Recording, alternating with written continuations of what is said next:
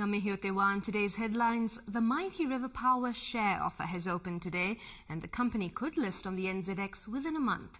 The offer closes on Friday the 3rd of May, giving Kiwis who've already registered their interest 3 weeks to actually buy stock.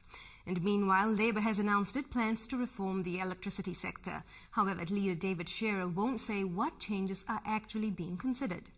We haven't finalised them, but obviously they'll come out in time, and we're playing to our own timetable and our own agenda.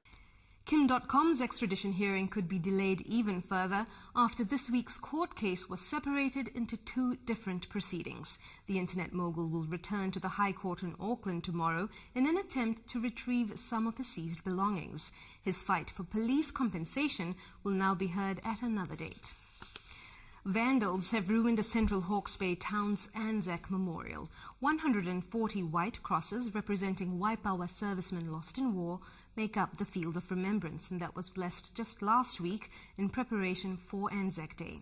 Mayor Peter Butler says vandals stole 25 of those crosses over the weekend. They probably don't even know that it could have been their grandfather or great-grandfather or great-great-grandfather that gave his life or went and fought for them. Z has shaved 2 cents a litre off petrol and diesel. It's the company's 6th consecutive drop, and Z says that's thanks to a continued decline in the international price of refined petrol and diesel, coupled with a strong Kiwi dollar. The Christchurch man accused of breaching identity suppression for Jesse Ryder's alleged attackers will be remanded until April the 29th. Police say that despite the suppression orders, Jordan Mason filmed and uploaded video of the 2 men accused of attacking Ryder. Mr. Mason didn't enter any plea. And we're in for some wet weather this week, and it might even be a drought breaker. There are weather warnings for southern Fiordland, Bay of Plenty and Nelson. A low has moved in, bringing rain to the North Island this week, and there's another low-pressure system due in the coming weekend.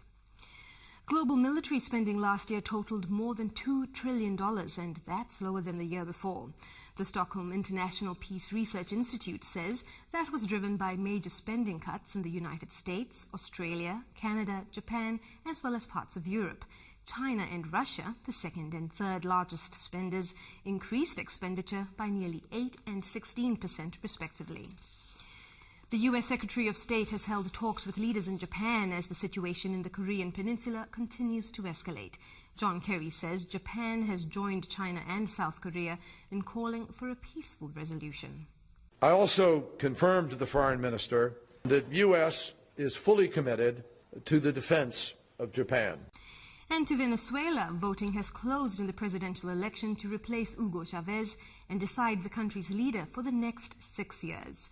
Voters chose between the late president's hand-picked successor, Nicolas Maduro, or Henrique Capriles, who was a strong contender in last year's election. Maduro vows to continue Chavista socialist policies, whereas Capriles wants a business-orientated economic model that he believes will emulate Brazil's recent growth.